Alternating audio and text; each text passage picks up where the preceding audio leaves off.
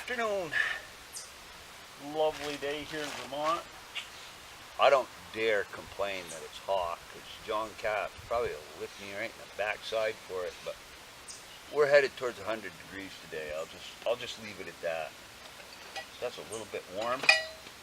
This is a catch-up video. I haven't done any in a while. Been real busy. And people I know. I ordered a ferro rod from Nathan. One ferro rod. That's probably my favorite ferro rod right here. These right here. Whoops.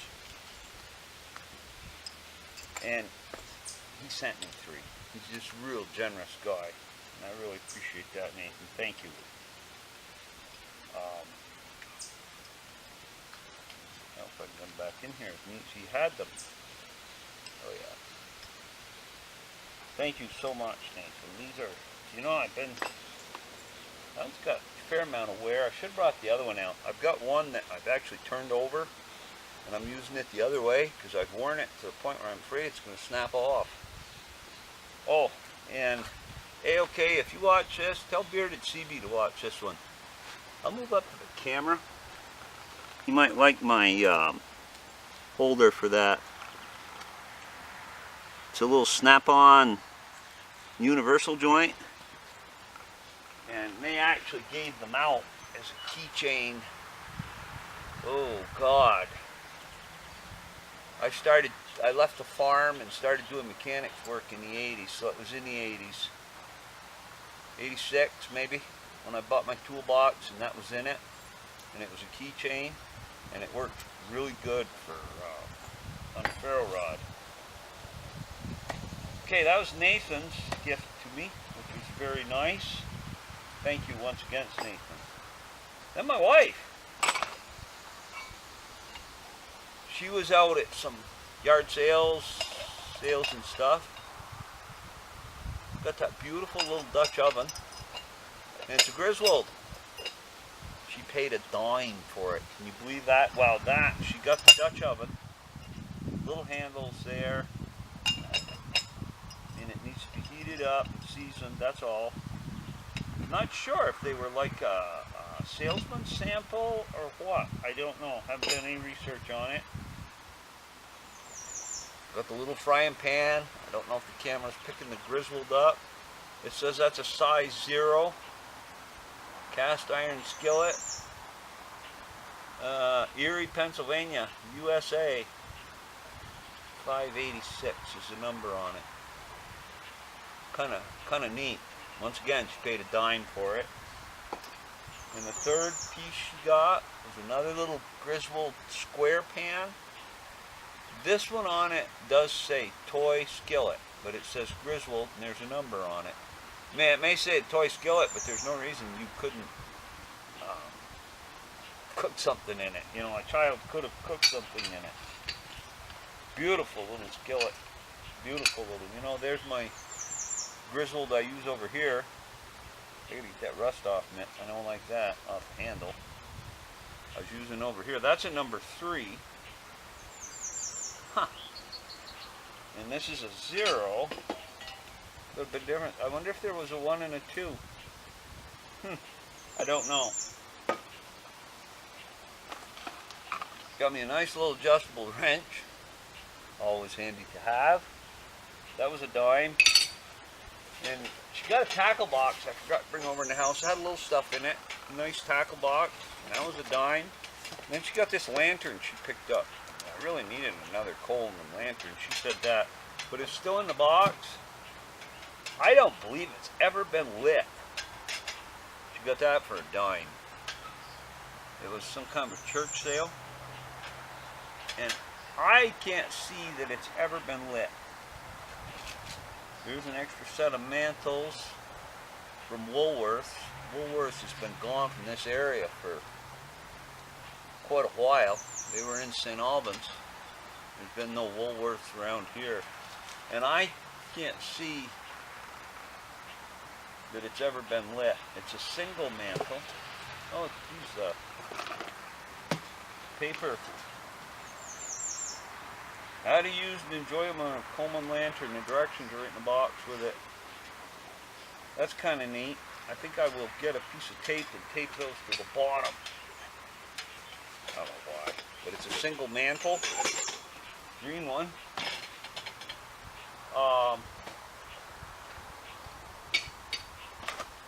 We went on a little trip, she and I did, and we stopped at a roadside flea market.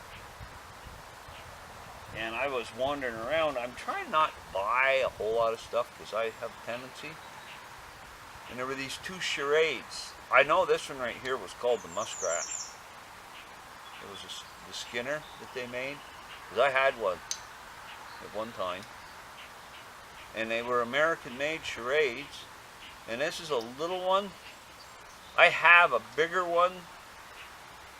Same blade setup as this, but that one's about that long. I don't have my glasses on, so I can't tell you the model number on that one. And I gave the guy $10 for the pair, $5 a piece, American-made charades. Same junk sale. I saw that box of shells.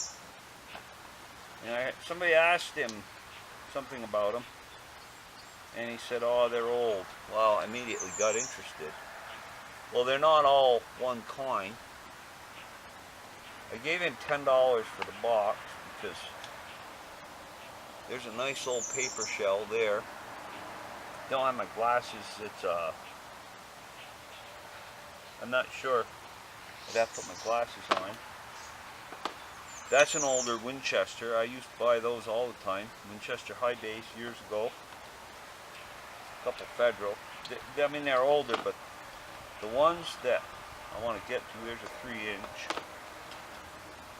Those are really nothing there. Are these here.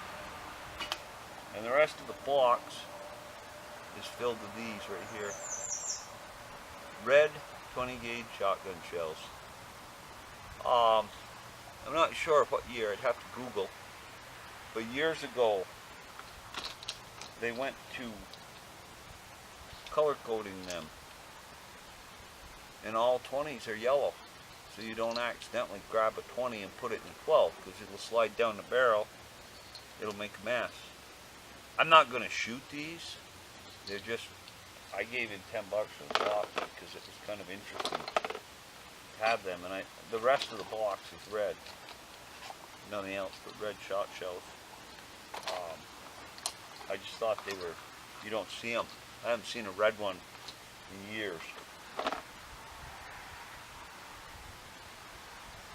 Rustless, 20 gauge guns only, using 20 gauge guns only. I can't read who it is. I don't think it's a Remington. I don't know who made that shell. And last but not least, just what I needed. But it was kind of handly, the little cook can. It had a cylinder of gas, it's never been used with it. Nice little bag it's in. Nice little Primus stove. Never's been lit.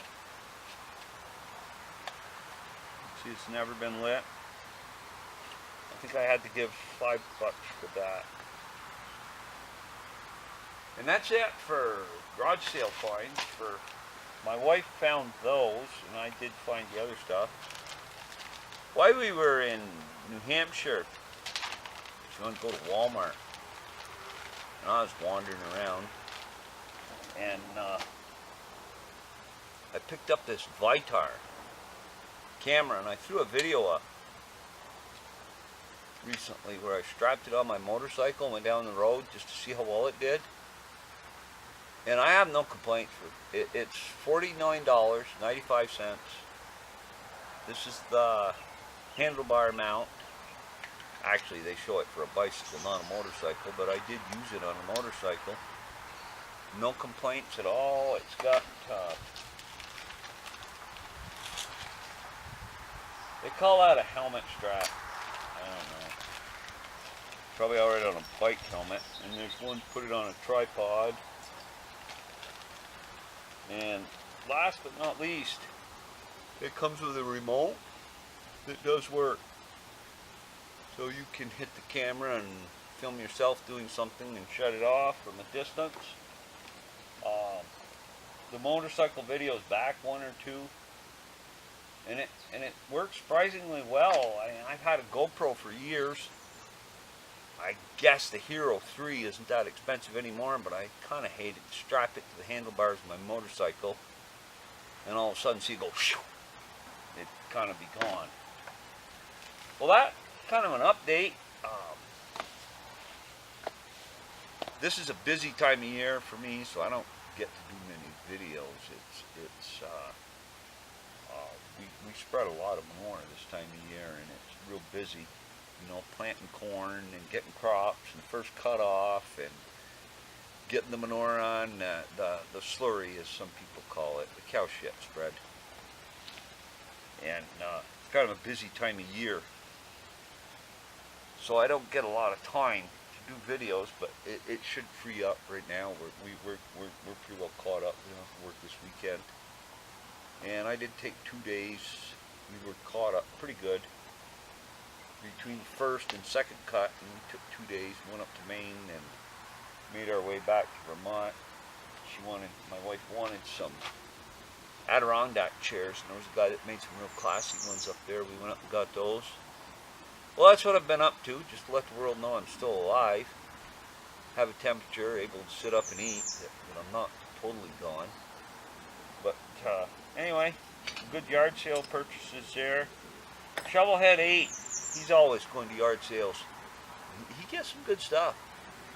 I used to go all the time, but I don't have a lot of sales resistance, so I backed off because I could fill the car up pretty good. And you keep filling the car up, then you fill the sheds up. Then you don't have any more room.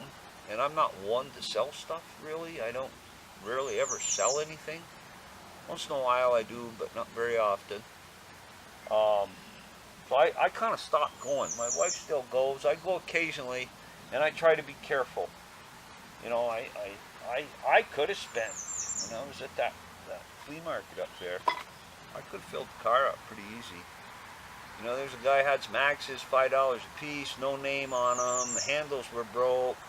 No, I don't need any more axes. I got close to 100 that I bought like that. So I don't need to keep buying more axes. A lot of old tools there, and I said, oh geez, I don't really need them. I'd like to find an anvil. If I came across a good anvil one of these days, I'm going to pick it up. Other than that, I really don't need to. I do have another YouTube channel. I'm not looking for everybody to find it and sub. I'm doing a restoration on a motorcycle, and it's kind of a blog, and I wouldn't expect people to sub and watch that unless they had an interest in it. It's more of an information sharing thing. If you've got knowledge, pass it along. If I can show you something that helps you, that's good. It's just my name. That one, actually I had that channel for years and didn't know it. I don't know why. I have Google did something, and I had a YouTube channel. I must have created it somehow and not realized it or something, because it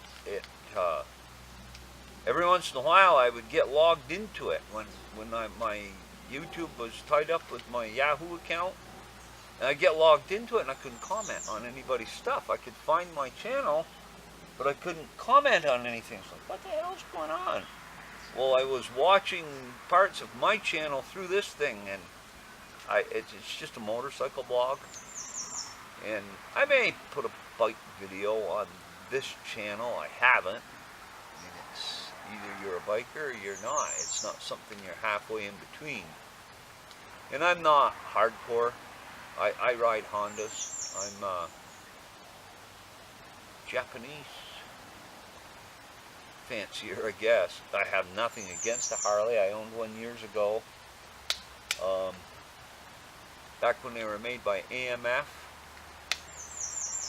And I'm not going to beat around the bush. It was a piece of junk. And Harley didn't really stand behind it. And maybe I'll make a video about that sometime and show my latest purchase for a bike that I bought. It goes back to one I owned a number of years ago, and it's a restoration project and it works. Maybe I will put a video together for this channel like that. Well, I'm rambling now, so I hope you all enjoyed this. There's great channels on YouTube. There's a lot of knowledge out there. It's a great place to be if you want to learn stuff. You just sit back and watch other people, and it's amazing what you can learn. Learn and find out and understand, and it's a great way to keep in touch with people all over the world. And I feel that if you don't contribute, it's not really right. And it's all right for people who don't. There's some people that don't wish to make videos, and they leave nice comments, and that's important too. You know, so it's, I'm not saying that you need to make videos, but I think that the people that really work hard to make channels and go places with them, it only takes a minute to go down to the bottom and say, good vid, nice job, whatever. And it's so easy to be kind. Why be cruel? You all have a nice day.